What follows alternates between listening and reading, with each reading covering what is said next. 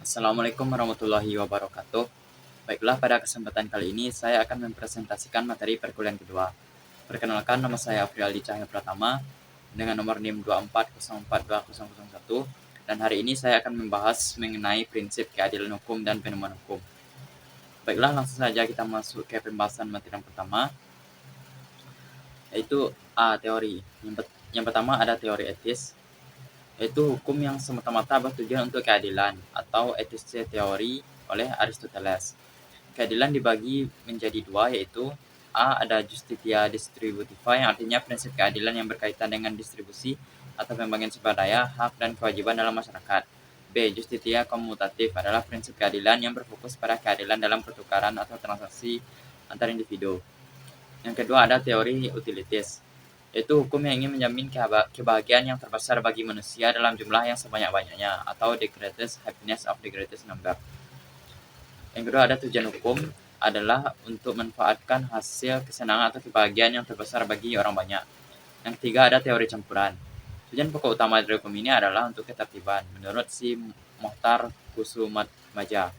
Yang kedua, kebutuhan akan ketertiban merupakan syarat fundamental bagi suatu masyarakat yang teratur. Yang B, tujuan hukum yang bersifat umum. Yaitu yang pertama ada ketertiban, ketentraman, tiga ada kedamaian, keempat kesejahteraan, yang kelima ada kebahagiaan dalam tata kehidupan bermasyarakat. Nah, untuk perkembangan tujuan hukum itu sendiri, yaitu yang pertama ada sebagai alat pengatur tata tertib masyarakat, yang kedua sebagai sarana untuk mewujudkan keadilan sosial lahir dan batin, yang ketiga sebagai penggerak pembangunan, yang keempat sebagai fungsi kritis hukum. Yang C ada mazhab hukum. Yang pertama ada mazhab hukum alam, yang dimana pendapat ini mengenai hukum alam didasarkan pada asumsi bahwa melalui penalaran hakikat makhluk hidup akan dapat diketahui, dan pengetahuan tersebut menjadi dasar bagi tertib sosial serta tertib hukum eksistensi manusia. Yang kedua ada sosiologis.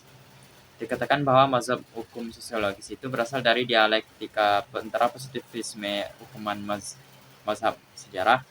Kedua, hukum yang baik adalah hukum yang sesuai dengan hukum yang hidup dalam masyarakat. Yang ketiga, memisahkan the positive law dan the living law. Yang ketiga, ada fokus pada problem kesenjangan antara law in book dan law in action. Yang ketiga, ada mazhab historis.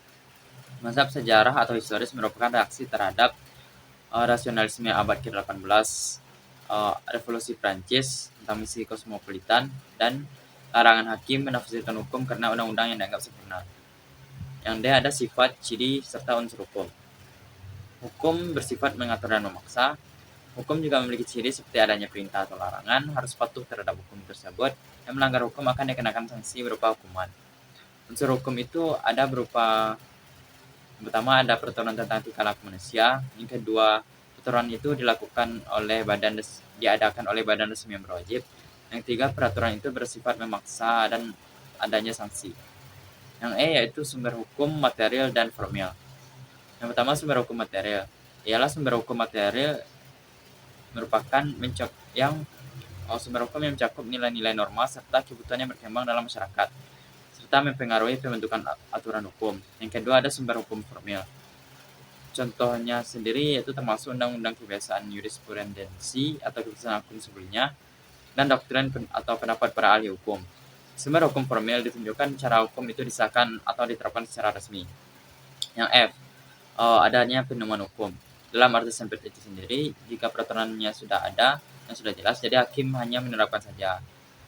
Sedangkan dalam artian luas, peran hakim bukan hanya saja sekedar menerapkan peraturan hukum yang sudah jelas, akan tetapi juga memperluas suatu ketentuan undang-undang. Metode penemuan hukum ada dua, yaitu yang pertama ada interpretasi hukum, yaitu penafsiran perkataan undang-undang tetapi tetap berpegang pada kata-kata atau bunyi peraturan. Jenis-jenisnya ada 4, yaitu gramatikal, sistematis, historis, dan teleologis. Yang kedua yaitu konstruksi hukum, yaitu penalaran logis untuk mengembangkan suatu ketentuan dalam undang-undang yang tidak lagi berpegang pada kata-katanya, akan tetapi harus tetap memperhatikan hukum sebagai suatu sistem. Metode konstruksi yaitu ada metode argumentum per analogiam, metode argumentum a contrario, Reisver-Jennings atau pengkrokitan atau penyimpitan hukum. Yang terakhir ada fiksi hukum. Baiklah, mungkin sekian dari presentasi saya hari ini. Terima kasih. Assalamualaikum warahmatullahi wabarakatuh.